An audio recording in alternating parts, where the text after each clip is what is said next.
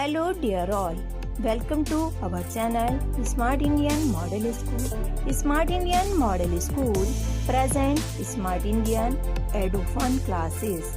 EduFun online classes includes course studies of playgroup to class 12, emotional and communication skills, happiness classes and DIY activities. Hello dear students, this is your assistant teacher Swati Rajput. Students, our last topic of chapter is unity in diversity. So let's start. Look at the paragraph, student.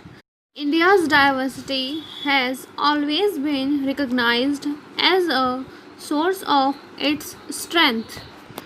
It means student देखिए India में जो भी diversity पाई जाती है या जो भी अनेकता कहें हम जो दिखाई देती है तो उस डाइवर्सिटी को ही उसकी ताकत का स्रोत माना गया है. इट मीन्स उसकी स्ट्रेंथ का सोर्स माना गया है.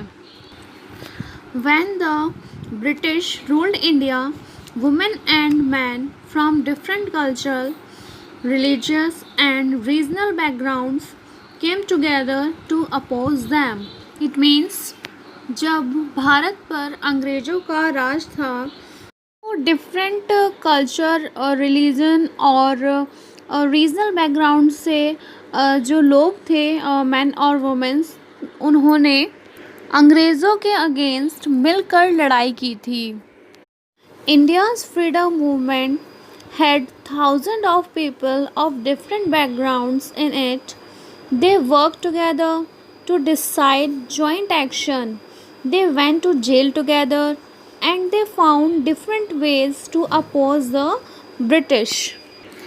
Means इंडिया का जो फ्रीडम मूवमेंट था यानी कि जब हम फ्रीडम के लिए जो लड़ाई लड़ रहे थे तो उसमें अलग अलग बैकग्राउंड्स के लोग शामिल थे और वो सभी एकजुट होकर साथ में काम कर रहे थे. उन सब ने साथ में आंदोलन किए, साथ में वो जेल गए और अलग अलग तरीक़ों से उन्होंने जो ब्रिटिशर्स थे उनका विरोध किया.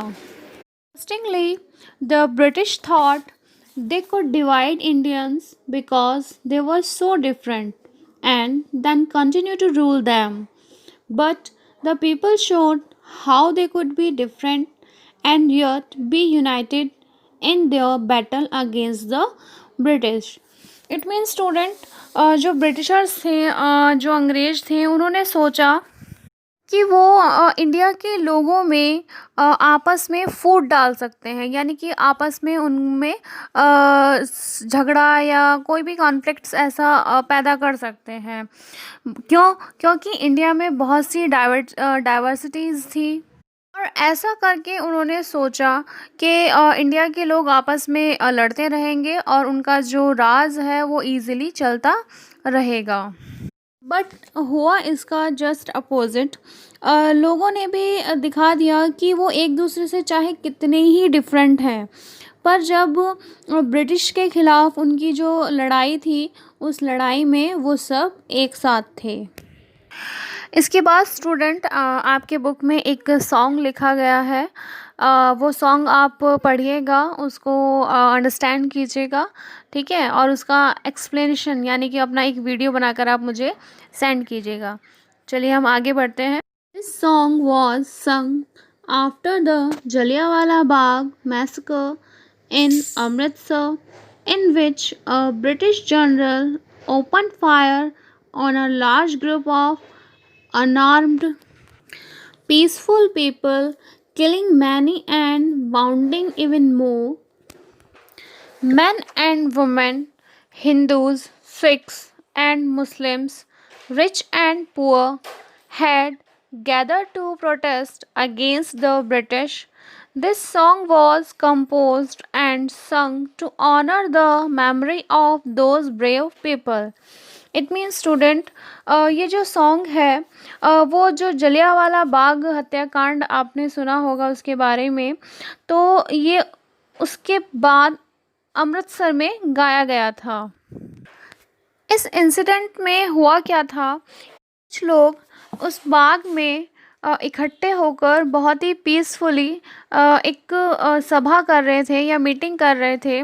तो उसी टाइम एक ब्रिटिश जनरल थे, उन्होंने वहाँ पर जो लोग वहाँ पर बैठे हुए थे उन सभी पर गोलियाँ चलवा दी थी। इसमें बहुत सारे लोगों की जान गई और बहुत सारे लोग घायल भी हुए। जो मैन वुमेन थे और हिंदू मुस्लिम्स और सिख थे, तो इन डिफरेंट रिलीजन के लोग यहाँ पर इकट्ठा हुए थे, जो ब्रिटिशर्स की जो पॉलिसीज़ थी उनका विरोध कर रहे थे और इसीलिए वहाँ पर वो जमा हुए थे। जो सॉन्ग है ये उन्हीं जो ब्रेव पीपल थे उन्हीं की याद में इसको गाया गया था। And symbols that emerged during the freedom struggle serve as a constant reminder of our country's rich tradition of respect for diversity. Do you know the story of the Indian flag? It was used as a symbol of protest against the British by people everywhere. It means student, जब freedom के लिए struggle चल रहा था तो उस time पर जो भी सॉन्ग गाए गए या जो भी सिंबल यूज़ किए गए तो वो हमें याद दिलाते हैं कि रिस्पेक्ट करें इंडिया की, जो हमारी कंट्री की जो डाइवर्सिटी है, जो रिच ट्रेडिशन है, उसको रिस्पेक्ट करें।